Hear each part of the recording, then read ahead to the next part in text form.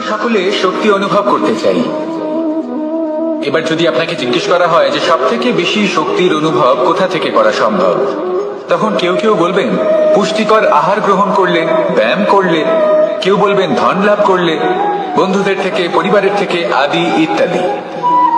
এইভাবে আপনি শক্তির অনুভব অবশ্যই করতে পারেন, কিন্তু সব থেকে বেশি শক্তির অনুভব যদি আপনি করতে চান তাহলে তা পাবেন শুধু একতার দ্বারা, সংগঠনের দ্বারা। যদি আপনাকে উদাহরণ দিই, নিজের এই হাতটাকে দেখুন, 5টা আঙুল রয়েছে।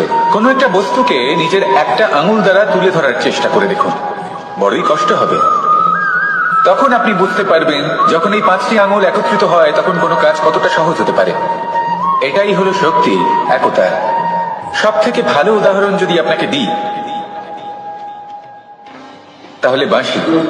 এই বাঁশি থেকে অত্যন্ত মধুর সুর নির্গত হয় যা সবার মন প্রসন্ন করে দেয়। এই কথা সত্যি, কিন্তু এই বাঁশি আমি একটা বা দুটো আঙুল দিয়ে বাজাতে পারবো না। আমাকে প্রত্যেকটা আঙুল ব্যবহার করতেই হবে, তবেই এর থেকে মধুর সুর নির্গত হবে যা সকলকে প্রসন্ন করবে, ঠিক কিনা? ঠিক এইভাবেই যদি আপনি চান যে আপনার জীবনরূপী বাঁশি থেকেও মধুর সুর নির্গত হোক বা সবার মনকে প্রসন্ন করে তুলুক, তাহলে আপনাকেও জীবনে একতা নিয়ে আসতেই হবে। আপনি একাও কর্ম করতে পারেন, পথ চলতেও পারেন, সামনেও এগোতে পারেন, সাফল্যও লাভ করতে পারেন। কিন্তু যখন সকলে একসাথে এগোবেন, সেই পথে চলবেন, সেই কর্মই করবেন, তখন লক্ষ্যে অবশ্যই পৌঁছবেন, সাফল্য অবশ্যই লাভ করবেন। কিন্তু সেই সাফল্য এবং তার আনন্দের সংমিশ্রণটাই একটু অন্যরকম হবে। তাই জীবনে ঐক্যবদ্ধ হন, একসাথে মিলে এগোতে থাকুন, আর আমার সাথে ভালোবেসে বলুন রাধা রাধা। এই হলো বট গাছের একটা বীজ।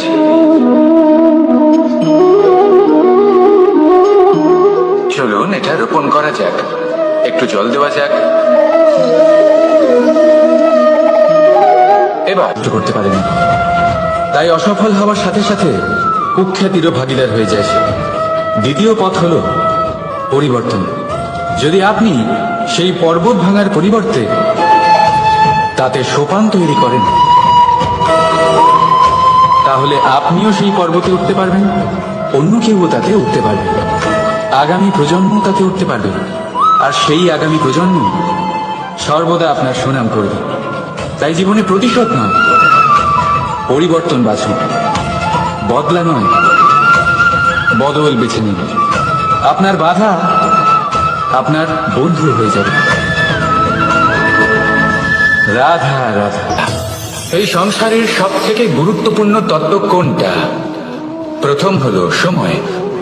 জন্ম থেকে মৃত্যু পর্যন্ত এই যে সময়, এটাই তো হলো জীবন। দ্বিতীয় হলো জীবন, যাতে আমরা সময়ের সদ্ব্যবহার করি, শ্রেষ্ঠ থেকে শ্রেষ্ঠতর কাজ করার চেষ্টা করি, বহু বছরের এই পরম্পরা, এই সংস্কৃতিকে এগিয়ে নিয়ে যাওয়ার চেষ্টা করি, এই সংসারে আমরা অংশগ্রহণ করতে চেষ্টা করি। তৃতীয় হলো ধন, সেই ধন যা প্রত্যেক ব্যক্তি অর্জন করতে চেষ্টা করেন। এবার এই 3টি তত্ত্বের মধ্যে একটা সামঞ্জস্য আছে, সমান ব্যাপার আছে, সে ধনই হোক বা সময় হোক বা হোক জীবন। আর সেই সমান ব্যাপার হলো যে যদি আপনি এটা গণনা করতে থাকেন তাহলে তা কমতে থাকে, যদি আপনি এটা ব্যবহার করেন তাহলে তা বাড়তে থাকে। একে সংগঠিত করে রাখতে চেষ্টা করলে এ হাত থেকে ফসকে যায়, কিন্তু যদি আপনি একে সামনে রাখতে শিখে যান তাহলে এমন কাজ করবেন যাতে সংসারের সাথে সাথে পরবর্তী প্রজন্ম লাভবান হবে। যদি কিছু শিখতে চান তাহলে সামলাতে শিখুন, গণনা করা বা সংগঠিত করা নয়। আসুন আর আমার সাথে ভালোবেসে বলুন রাধা রাধা। মানুষ, এই শব্দের সূচনা হয় মন থেকে, আর সেই জন্যই হয়তো আমাদের এই মন এতটা গুরুত্বপূর্ণ। এবারে দেখুন না, আমাদের মনই সবকিছু চালনা করে। মনই সেই যে কল্পনা করে, মনই সেই যা কল্পনাকে বাস্তবে পরিণত করার জন্য পরিশ্রম করতে আমাদের প্রেরণা যোগায়। মনই সেই যা লোভের জালে জড়িয়ে পড়ে। মনই সেই যা অভিমানের পর্দা দিয়ে ঢেকে যায়। আর এই মনই সেই যা আপনাকে বিনাশের দিকে টেনে নিয়ে যেতে পারে। কিন্তু যদি তা পরোপকার করার ইন্ধন পায়, তাহলে এমন কোনো মহান কাজ নেই যা আপনি করতে পারবেন না। কিন্তু এই মন কি? এটা বোঝানো যায় দুটো শব্দের মাধ্যমে, দুটো সহজ শব্দ। প্রথম, একজন কুশল সেবক। দ্বিতীয়, একজন সংকটপ্রবণ মালিক। যদি আপনার এই মন আপনার নিয়ন্ত্রণে থাকে, তাহলে সে হলো আপনার সেবক। তাই আপনার অস্তিত্ব আছে।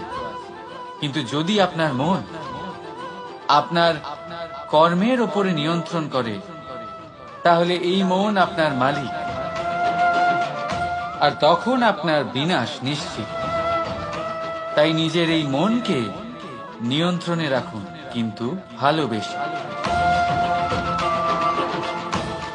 আসুন আমার সাথে আনন্দে বলুন, রাধা রাধা।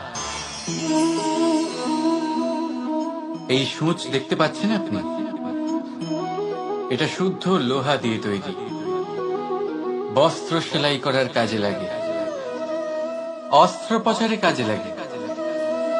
কিন্তু আপনি কি কখনো ভেবে দেখেছেন এই সূঁচ কিভাবে তৈরি হয়?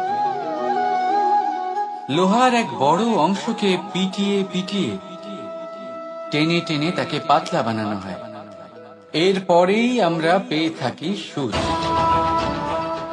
ভাবুন, যদি লোহার টুকরোতে অনর্গল প্রহার করার ফলে একটা লোহার টুকরো সূঁচে পরিণত হয়,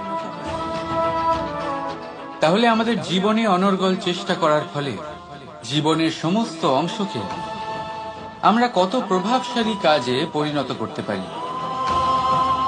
শুধু প্রয়োজন দৃঢ় নিশ্চয়তা। তাহলে আসুন আমার সাথে ভালোবেসে বলুন, রাধা রাধা। বিশ্বাস, জীবনে বিশ্বাস কতটা গুরুত্বপূর্ণ। একজন স্ত্রী তার স্বামীর হাত ধরে যে কোনো জায়গায় যেতে পারেন। এর কারণ হলো বিশ্বাস। তার নিজের স্বামীর ওপরে বিশ্বাস আছে। যখন একজন মা তার ছোট বাচ্চাকে কোলে তুলে হাওয়ায় ওঠায়, তখন সেই বাচ্চা ভয়ভীত হয়ে যায় না। তার কারণ হলো বিশ্বাস। তার বিশ্বাস আছে যে তার মা তার কিচ্ছু হতে দেবে না। এক বৈদ্যের দেওয়া ঔষধ সন্তান কিছু না বুঝে শুনেই খেয়ে ফেলে। সেই বৈদ্যের জ্ঞানের বিষয়ে তার কোনো ধারণাই থাকে না। শুধু নিজের পিতার উপরে বিশ্বাস আছে যে তার পিতা তাকে খারাপ কিছুই দেবে না। যখন এই সংসারের প্রতিটা বন্ধন বিশ্বাসের উপরে দাঁড়িয়ে আছে, তাহলে কেন এই বিশ্বাসকে আমরা জীবনে আনতে পারি না? আপনি নিজেই দেখুন, এই বিশ্বাস নিজের জীবনে এনে দেখুন, সবকিছু আরো সুন্দর হয়ে যাবে। তাই ভালোবেসে বলুন, রাধা রাধা।